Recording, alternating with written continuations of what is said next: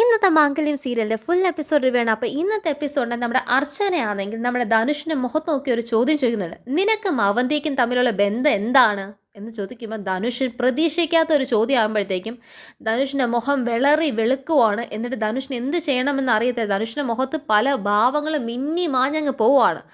അത് കണ്ടത് നമ്മുടെ അർച്ചന പറയുന്നുണ്ട്, നിൻ്റെ മുഖത്തിപ്പം കുറച്ച് ഞാൻ ഈ ചോദ്യം ചോദിച്ചപ്പോൾ നിൻ്റെ മുഖത്ത് കുറച്ച് ഭാവങ്ങൾ മിന്നി മാഞ്ഞ് പോയില്ല ധനുഷേ. ഈ ഭാവത്തിൽ ഏതെങ്കിലും ഒരെണ്ണം ഞാൻ ഉദ്ദേശിക്കുന്ന അർത്ഥത്തിൻ്റെ ഭാവമാണെന്നുണ്ടെങ്കിൽ ധനുഷ് വൈകാതെ മനസ്സിലാക്കും ഈ അർച്ചന മാഡം ആരാന്ന് മനസ്സിലാക്കും. ഈ കുടുംബത്തിലുള്ളവരൊന്നും അത്ര പാവങ്ങളല്ല എന്ന് ധനുഷ് മനസ്സിലാക്കുമെന്ന് പറയുമ്പോഴത്തേക്ക് അത് കേട്ട് വരണ്ട് പോയി നിൽക്കുന്ന ധനുഷും അതുപോലെ തന്നെ ധനുഷിൻ്റെ വീട്ടിലേക്ക് പോലും കയറി ചെന്ന് അന്വേഷിക്കാൻ പോയ നമ്മുടെ അർച്ചനയൊക്കെയാണ് ഇന്നത്തെ എപ്പിസോഡിൻ്റെ വലിയ ഹൈലൈറ്റ്. അപ്പോൾ ഇന്നത്തെ ഡീറ്റെയിൽ റിവ്യൂ നോക്കാം. ഇന്ന് എപ്പിസോഡ് തുടങ്ങുമ്പോൾ തന്നെ എന്താണ് നമ്മുടെ സ്നേഹമാണെങ്കിൽ എന്നാലും ഏട്ടത്തി എന്താണ് ആരെയോ വിളിച്ചിട്ട് പറഞ്ഞല്ലോ ധനുഷിൻ്റെ വീട് പോയി അന്വേഷിക്കണം, മേൽവിലാസം ചോദിച്ചു. ഇങ്ങനെ ധനുഷിൻ്റെ പിറകെ തന്നെ ആണല്ലോ.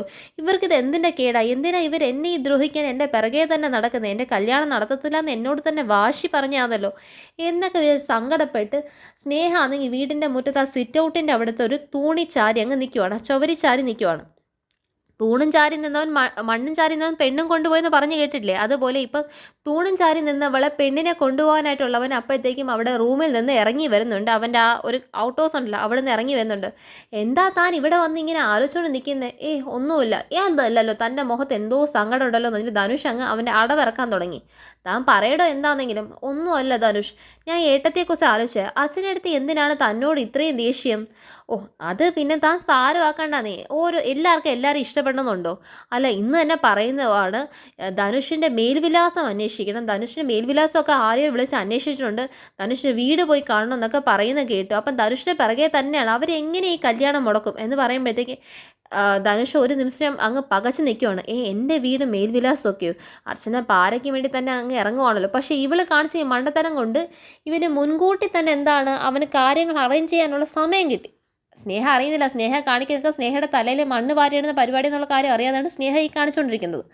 അപ്പോഴത്തെ ധനുഷ് എന്താണെന്നറിയോ, എല്ലാ മുഖത്തുനിന്ന് ആ ഭാവങ്ങളൊക്കെ മാറ്റിയിട്ട് സ്നേഹയോട് പറയോ, അതിനെന്തിനായി ടെൻഷൻ ആവുന്നത്? താൻ വലിയ വീട്ടിലൊരു പെൺകുട്ടിയല്ലേ? നെല്ലിശ്ശേരി പോലത്തെ ഒരു കുടുംബത്തിൽ നിന്ന് ഒരു പെണ്ണിനെ തരുമ്പം ആ ചെറുക്കൻ്റെ വീട് എന്താണ്, ചെറുക്കൻ്റെ സ്വഭാവം എന്താണ്, ചെറുക്കൻ്റെ വീടൊക്കെ എന്താണ്, ജീവിക്കാൻ യോഗ്യമാണോ, ഇതൊക്കെ അന്വേഷിക്കാനുള്ളതല്ലേ. അപ്പം അതൊക്കെ അന്വേഷിക്കുന്നത് എന്താണ് തെറ്റിരിക്കുന്നത്? അതൊക്കെ നാട് നടപ്പാടോ? ഒരു പെണ്ണിനെ ചുമ്മാ അങ്ങ് എടുത്ത് ആരും തരത്തില്ലല്ലോ. അതിൽ താനെന്താ ഇത്ര ടെൻഷനാവുന്നത്? അതല്ല ധനുഷ്, എല്ലാവരെയും പോലെയല്ല. ഏട്ടത്തി ഈ കല്യാണം മുടക്കമൊന്നും ഉറപ്പിച്ച് നിൽക്കുമോ? അർച്ചനേട്ടത്തി കരുതുന്ന പോലെയല്ല. അവരൊരു കാര്യം തീരുമാനിച്ച പോലെ തന്നെയാണ് എന്ന് പറയുമ്പോൾ ആര് വന്നാലും ഈ കല്യാണം ഇനി മുടക്കാൻ പറ്റില്ല. ഞാൻ തന്നെ വിവാഹം കഴിക്കുന്ന ഞാൻ പറഞ്ഞിട്ടുണ്ടെങ്കിൽ ഞാൻ തന്നെ വിവാഹം കഴിച്ചിരിക്കടോ. താൻ എന്തിനാ ടെൻഷൻ ആവുന്നത് പറഞ്ഞിട്ട് നേരെ എന്താണ് അവൾ അടുത്തേക്ക് വന്നത് എന്താണ് അവളും ആണെങ്കിൽ അങ്ങ് അടുത്തേക്ക് പോയിരുന്നത് അവൻ്റെ നെഞ്ചത്തോട്ടങ്ങ് ചാരുവാണ്. സ്വന്തം വീടാണ്, ഏട്ടന്മാർ വേണമെങ്കിൽ പുറത്തിറങ്ങി വരാൻ പരിസരം മറന്നാണ് എന്താണ് ഒന്ന് വിവാഹ നിശ്ചയം പോലും ആയില്ല, വിവാഹം നടത്താനായിട്ട് തീരുമാനം പറഞ്ഞതേ ഉള്ളൂ. അപ്പോഴത്തേക്ക് എന്താണ് അങ്ങ് തോളിലല്ല മാറത്ത് ചാഞ്ഞങ്ങ് നിൽക്കുവാണ്. അങ്ങ് ചാഞ്ഞ് നിൽക്കുമ്പോഴത്തേക്ക് ഇവനെ അവൾ അങ്ങ് കെട്ടിപ്പിടിച്ചുകൊണ്ട് നിൽക്കുമ്പോഴാണ് നമ്മുടെ മീര അകത്തൂടെ എന്താണ് അതുവഴി അങ്ങ് പാസ് ചെയ്ത് പോകുന്നത്. പോകുന്ന മീരയുടെ കണ്ണ് പെട്ടെന്ന് അങ്ങോട്ട് പോകുമ്പോൾ മീര ഇതിന് കണ്ണും പൊത്തിക്കൊണ്ട് തിരിച്ച് നേരെ അടുക്കളയിലേക്ക് ഓടി പോയിട്ട് പറയണോ, അയ്യോ എന്തൊക്കെ കാണണം ഈ വീട്ടിൽ. ഈ വീട്ടിൽ ഇനിയിപ്പോൾ മനുഷ്യന്മാർക്ക് ജീവിക്കാൻ പറ്റത്തില്ലാന്ന് തോന്നുമല്ലോ എന്ന് അർച്ചനയോട് പാത്രം കഴിക്കൊണ്ടിരിക്കുകയാണ്. അടുക്കള ചെന്ന് പറഞ്ഞപ്പോൾ അർച്ചനയ്ക്ക് എന്ത് പറ്റി മീരയായിട്ട് എന്ന് ചോദിക്കുമ്പോൾ, അയ്യോ കാണാൻ പാടില്ലാത്ത എന്തൊക്കെ കാര്യങ്ങളായി കാണുന്നത്. ഈ പെണ്ണിന് ഇത് എന്തിൻ്റെ കേടാണ്? ലാസ്റ്റ് ഇവളെ എന്തൊക്കെ അനുഭവിക്കുന്നുള്ള കാര്യം ആർക്കറിയെന്ന് പറയുമ്പോൾ എന്തു ഏട്ടത്തി പറയുന്നത്? ഞാൻ സ്നേഹയുടെ കാര്യമാണ് പറഞ്ഞത്. മുറ്റത്ത് നിൽപ്പുണ്ട് രണ്ടെണ്ണം കൂടെ എന്താണ് പരിസരം മറന്ന് കെട്ടിപ്പിടിച്ചുകൊണ്ടങ്ങ് നിൽക്കുമോ എന്നെ നോക്കുമ്പോഴേ. നാണക്കേട്. വിവാഹം അങ്ങ് ഉറപ്പിച്ചത് പോലുമില്ല, വിവാഹക്കാരെ ഒന്ന് ആലോചിച്ചതുള്ളൂ. ആലോചന നടന്നപ്പോഴേ ഇങ്ങനെയാണെങ്കിൽ ഇനി വിവാഹത്തിൻ്റെ നിശ്ചയം കഴിഞ്ഞാൽ എന്തായിരിക്കും? വിവാഹം തന്നെ കഴിച്ചു കഴിഞ്ഞാൽ പിന്നെ എന്തുമായിരിക്കും? പിന്നെ ഇതിലേക്കൂടെ ആർക്കെങ്കിലും നടക്കാനൊക്കെ പറ്റുമോ? എന്തോ ചെയ്യാനേ ഏട്ടത്തി. അവളെ പറഞ്ഞിട്ടൊന്നും ഒരു കാര്യമില്ല. അവൾ വാശിക്ക് ഇങ്ങോട്ടേ കാണിക്കുക. സത്യം പറഞ്ഞാൽ സങ്കടമുണ്ട്. കാരണം നമ്മളോട് ഇത്രയും അടുത്ത് നിൽക്കുന്ന വ്യക്തികൾ നമ്മളൊന്ന് അകന്ന് മാറുമ്പോഴും അവർ നമ്മളോട് ശത്രുത കാണിക്കുമ്പോഴാണ് നമുക്ക് കൂടുതൽ വേദന ഉണ്ടാവുന്നത്. സ്നേഹിക്കും നമ്മളിപ്പം പറയുന്ന ഒന്നും മനസ്സിലാവത്തില്ല. എന്ത് ചെയ്യാനാ?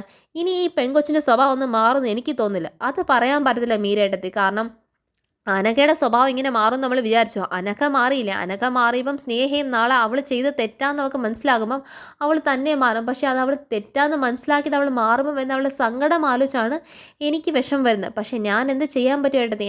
കഴിവിൻ്റെ പരമാവധിനെ അവളെ പറഞ്ഞ് വിശ്വസിപ്പിക്കാൻ അവളോട് ഇത് അവൻ്റെ മുഖം എന്താണെന്നൊക്കെ മനസ്സിലാക്കാൻ നോക്കിയിട്ടും അവളത് കേട്ട ഭാവം പോലും കാണില്ല. ആ പെണ്ണിനിപ്പോൾ എന്താണ്, നമ്മളെ ആരെയും വേണ്ട, അവൾ എന്താണ് അവളുടെ സ്വന്തം തീരുമാനം ശരി തന്നിട്ട് അവൾ ആലോചിച്ചുകൊണ്ടിരിക്കുമെന്ന് പറയുമ്പോഴത്തേക്ക് ഓ എന്തുവാലും ഞാൻ ഇത്രയും വൃത്തിയായിട്ടൊരു സംഭവം കണ്ടിട്ടില്ലായേ, ഇത്രയും തലതെറിച്ച് പോയി കിടക്കും. അതുപോലെ സ്നേഹം ഇങ്ങനെ ആവും ഞാൻ ഒരിക്കലും പ്രതീക്ഷിച്ചില്ല എന്നിട്ട് മീരട്ടത്തി ആ റൂമിൽ നിന്ന് പോകുവാണ്. അപ്പോഴത്തേക്കും കിച്ചണിനകത്ത് പിന്നെ അർച്ചന മാത്രം ഒറ്റയ്ക്ക്. അർച്ചന ഇങ്ങനെ നിന്ന് ആലോചിക്കണം എന്ത് ചെയ്താണ് ഇവളൊന്ന് തിരുത്തുന്നതെന്ന് ആലോചിച്ചുകൊണ്ടിരിക്കുമ്പം അതാണ് അന്നത്തെ രാത്രി കാര്യം കാണിക്കുന്നത്. പിറ്റേ ദിവസം നേരെ നമ്മുടെ സന്ധ്യയെ കാണാനായിട്ട് നമ്മളെ സച്ചി പോയിരിക്കണം. അങ്ങനെ സന്ധ്യയോട് സച്ചി പറയാണ്, സന്ധ്യ സച്ചിക്ക് വാക്ക് കൊടുക്കും, എനിക്കെന്തോ അറിയത്തില്ല സച്ചി, ഇത് നമ്മൾ ദൈവത്തിൻ്റെ തീരുമാനത്തിനെതിരെ നമ്മൾ പ്രവർത്തിക്കുകയാണോ, അതോ ദൈവത്തിൻ്റെ തീരുമാനത്തിന് വെല്ലുവിളിക്കാൻ നമ്മൾ നോക്കുവാണോ, അതോ ഇത് തന്നെയാണോ ഇനി ദൈവത്തിൻ്റെ തീരുമാനമൊന്നും നമുക്കറിയത്തില്ല. പക്ഷേ എനിക്കെന്തോ ഭയങ്കര ആത്മവിശ്വാസം തോന്നണോ ഇപ്പം.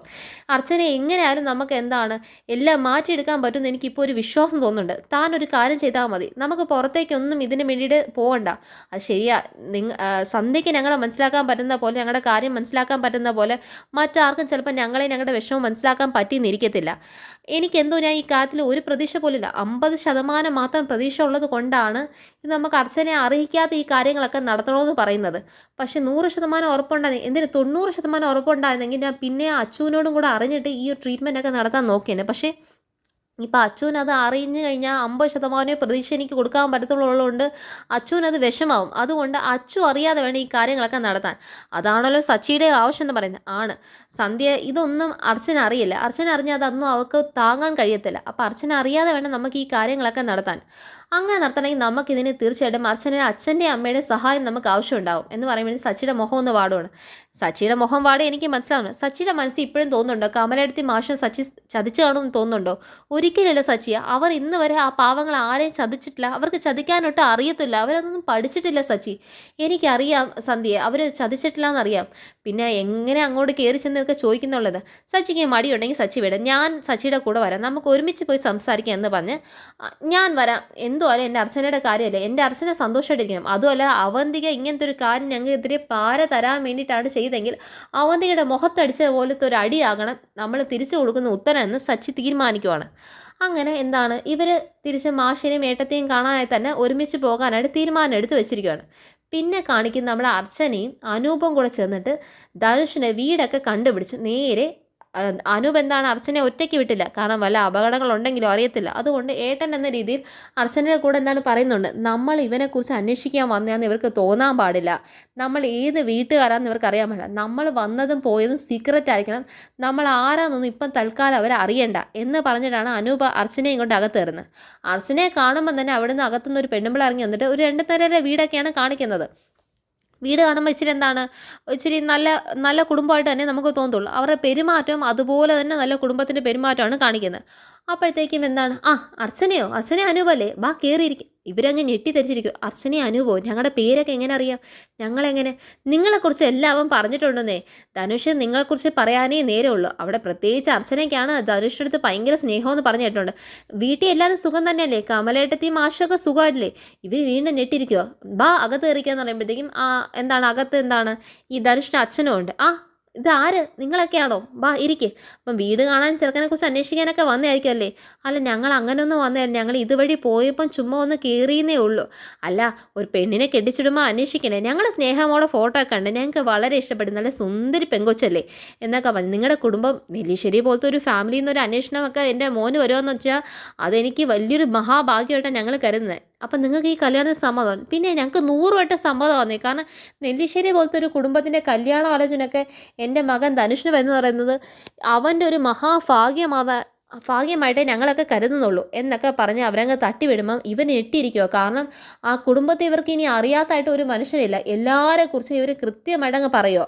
ഇതൊക്കെ കഴിഞ്ഞിട്ട് എന്നാൽ ശരി ഞങ്ങൾ ഇറങ്ങട്ടെ എന്ന് പറഞ്ഞിട്ട് അവർ പുറത്തേക്ക് ഇറങ്ങുമ്പം അനുഭവിക്കുന്നത് ഇതെന്തുമായിട്ടാണ് മോളെ നിനക്ക് തോന്നുന്നത്, അവർ നമ്മളെല്ലാം അറിയാവുന്ന രീതിയിൽ അവർ ബിഹേവ് ചെയ്യുന്നത് ചോദിക്കുമ്പോഴത്തേക്കും അർച്ചന പറയുന്നു, ഒന്നി അനുപേട്ട അവനൊരു വലിയൊരു ഫ്രോഡ്, അതായത് നല്ല നിൽക്കാനും കക്കാനും എല്ലാം പിടിച്ച രീതിയിലൊരു ലോകമഹാ ഫ്രോഡായിരിക്കും അവൻ. അല്ലെങ്കിൽ അവർ പറഞ്ഞ പോലെ അവൻ വലിയ രീതിയിൽ നല്ലൊരു മനുഷ്യനായിരിക്കും. നമുക്കറിയത്തില്ല ഇത് രണ്ടിൽ ഏതാണ് ധനുഷിൻ്റെ മുഖം എന്ന് നമുക്കറിയത്തില്ല എന്ന് പറഞ്ഞ് അവർ രണ്ടുപേരെന്താണ് നേരെ അങ്ങ് ഇതാക്കി അനൂപ് ഒരു ഓട്ടോയ്ക്കകത്ത് കയറ്റി അങ്ങ് അർച്ചന വിടുവാണ്. അർച്ചന നേരെ ഒരു ഓട്ടോയ്ക്കകത്ത് വന്ന് എന്താണ് വീട്ടിൽ ഇറങ്ങുവാണ്. അർച്ചന അങ്ങ് വീട്ടിൽ വരുന്നതും ഈ ധനുഷ് എന്ന് വന്നിട്ട് അങ്ങ് അർച്ചനയടുത്ത് മുട്ടുവാണ്. അർച്ചന സംസാരിക്കുവാണ്. ആ അർച്ചന മേഡം എൻ്റെ വീട്ടിൽ പോയെന്നല്ലേ ഞാൻ അറിഞ്ഞു, അമ്മ വിളിച്ച് പറഞ്ഞു. ഉടനെ അർച്ചന ഇങ്ങനെ ഒരു രൂക്ഷ ഭാവത്തിൽ നോക്കുന്നുണ്ട്. നീ പഠിച്ച കള്ളനാന്നൊക്കെ എനിക്ക് മനസ്സിലായിട്ടുണ്ടെന്നുള്ള ഭാവത്തിൽ നോക്കുമ്പോഴത്തേക്കും ആ മാഡം എൻ്റെ അടുത്തൊന്ന് പറഞ്ഞതെങ്കിൽ ഒരു വാക്ക് പറഞ്ഞുവിടായിരുന്നോ, ഞാനും കൂടെ വീട്ടിൽ വന്നേനായിരുന്നു. അങ്ങനെ എല്ലാവരും നല്ല വിശദമായിട്ട് പരിചയപ്പെട്ടോ, എൻ്റെ വീടും പരിസരമൊക്കെ ഇഷ്ടപ്പെട്ടോ, എൻ്റെ വീട്ടും വീട്ടുകാരൊക്കെ ഇഷ്ടപ്പെട്ടോ. ഉടനെ അർച്ചന പറയുന്നത്, വീടും പുരയിടമൊക്കെ നോക്കിയിട്ടല്ലല്ലോ ഒരു പെണ്ണിന് വിവാഹം കഴിപ്പിച്ചിരുന്നത്. വീടും പുരയിടവും മാത്രം നോക്കിയിട്ട് അങ്ങ് കഴിപ്പിക്കാനാണെങ്കിൽ ഇത് കച്ചവടമായി പോകത്തില്ലേ. കെട്ടാൻ പോകുന്ന ചെറുക്കൻ്റെ സ്വഭാവം അല്ലേ നോക്കേണ്ടത്, അന്നെ തൻ്റെ സ്വഭാവം അത്ര ശരിയല്ലല്ലോ. എൻ്റെ സ്വഭാവത്തിന് എന്താ മേഡം കുഴപ്പം, നിൻ്റെ സ്വഭാവത്തിന് എന്താ കുഴപ്പമെന്ന് ഇനി ഞാൻ പറയണോ എന്നൊക്കെ ചോദിച്ചുകൊണ്ട് നിൽക്കുമ്പോഴത്തേക്കും ഈ ധനുഷ് പറയുന്നുണ്ട്, ഇനി അർച്ചന മാഡം എന്ന വിളിയിൽ നിന്ന് ഏട്ടത്തി എന്ന വിളിയിലേക്ക് കുറച്ച് ദിവസമേ ഉള്ളൂ എന്ന് പറയുമ്പോൾ അത് മതി ധനുഷേ, ആ കുറച്ച് ദിവസം മതിയെന്നേ.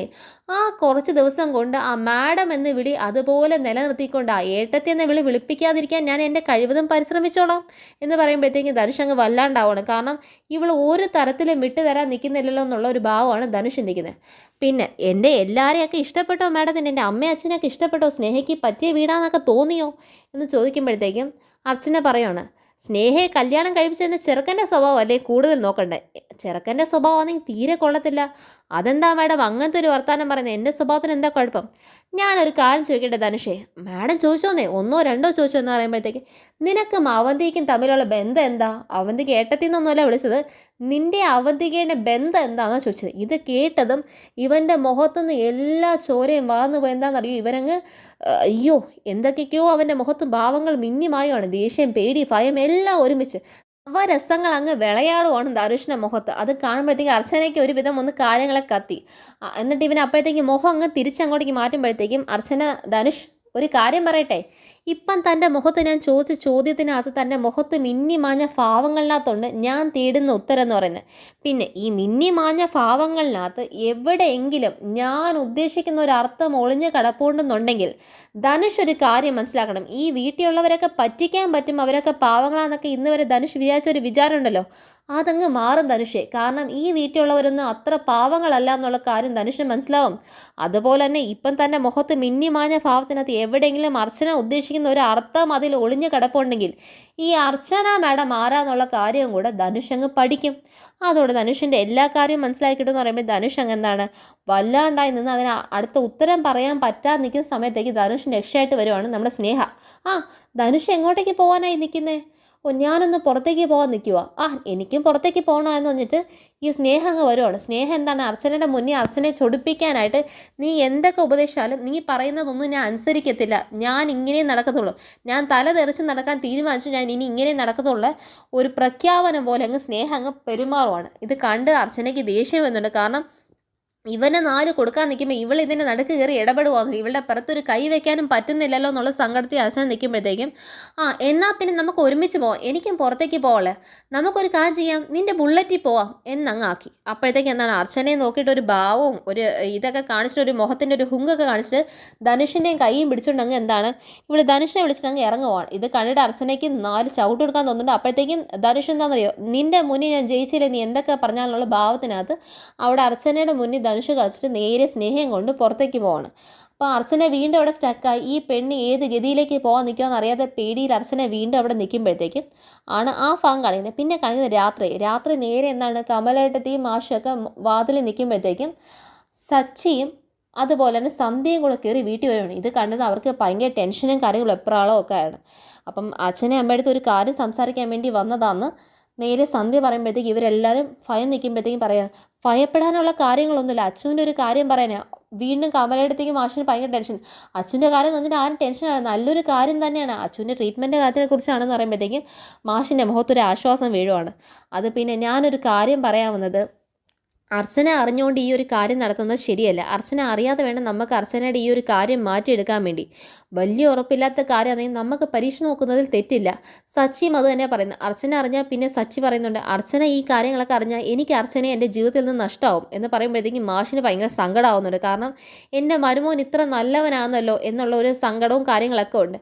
അപ്പോഴത്തേക്കും പറയുന്നുണ്ട്, അർച്ചനയുടെ വിചാരം അതുമല്ലാതെ സച്ചിക്കാണ് കുഴപ്പമെന്നാണ് അർച്ചന വിചാരിച്ചിരിക്കുന്നത് പറയുമ്പോഴത്തേക്കും കമലയിടത്തിൽ കണ്ണങ്ങെന്നറിയോ, മോൻ്റെ ഈ നല്ല മനസ്സുണ്ടല്ലോ, ആ നല്ല മനസ്സിന് ദൈവം എന്താണ് എല്ലാ അനുഗ്രഹങ്ങളും തരും മോനെ. എൻ്റെ അച്ചുമോക്കും വേണ്ടിയിട്ട്, സച്ചിയും എൻ്റെ മോൻ തന്നെയാണ്, സച്ചി എൻ്റെ മോനായതുകൊണ്ട് പറയുവാണ്, അർച്ചനെ പോലെ തന്നെ സച്ചി എൻ്റെ മോനായതുകൊണ്ട് എൻ്റെ മോൻ ഈ ഒരു ത്യാഗം അച്ചുവിന് വേണ്ടി സഹിക്കുന്നില്ലേ, അത് വലിയൊരു കാര്യമാണ്. അതിന് ദൈവം തീർച്ചയായിട്ടും നിനക്ക് അതിനുള്ള നല്ല പ്രതിഫലം തരും എന്ന് പറയുന്നുണ്ട്. അപ്പോഴത്തേക്ക് എന്താണ്, നമുക്ക് ഇങ്ങനത്തെ ഒരു കാര്യം നടത്തണമെങ്കിൽ സച്ചിക്കാണ് പ്രശ്നമെന്ന് അർച്ചന മനസ്സിരിക്കുമ്പോൾ അർച്ചനയ്ക്ക് നമ്മൾ ഇങ്ങനത്തെ ഈ ഒരു കാര്യങ്ങൾ ചെയ്യണമെങ്കിൽ നിങ്ങളുടെ സഹായം കൂടെ വേണം. ഇതൊന്നും അർച്ചനയ്ക്ക് വേണ്ടി ചെയ്യുമെന്ന് അറിയാതെ അർച്ചനയെ കൊണ്ട് നമ്മൾ ഇതിനുള്ള കാര്യങ്ങൾ ചെയ്യിപ്പിക്കാനായി നിങ്ങൾ ഞങ്ങളുടെ കൂടെ നിൽക്കണം എന്ന് പറയുന്നുണ്ട്. അപ്പോഴത്തേക്കും എന്തിന് വേണമെങ്കിലും കൂടെ നിൽക്കാതെ കമലടുത്തേക്ക് സംസാരിച്ച് വരുമ്പോഴത്തേക്കും സച്ചിയെക്കുറിച്ച് അങ്ങ് പോകുന്നുണ്ട്. സച്ചി എന്നൊരു മരുമോനെ കിട്ടിയതിൽ സന്തോഷം അവർ പറഞ്ഞുകൊണ്ട് നിൽക്കുന്നതാണ് ഇന്നത്തെ എപ്പിസോഡ് കാണിച്ച് നിർത്തിയിരിക്കുന്നത്. അപ്പോൾ അതാണ് ഇന്നത്തെ മാഗസീരത്തിൻ്റെ റിവ്യൂ. അപ്പോൾ എല്ലാവരും ഇഷ്ടപ്പെടുന്നതായിരിക്കും. എല്ലാം ലൈക്ക് ചെയ്യുക, ഷെയർ ചെയ്യുക, സബ്സ്ക്രൈബ് ചെയ്യുക. താങ്ക്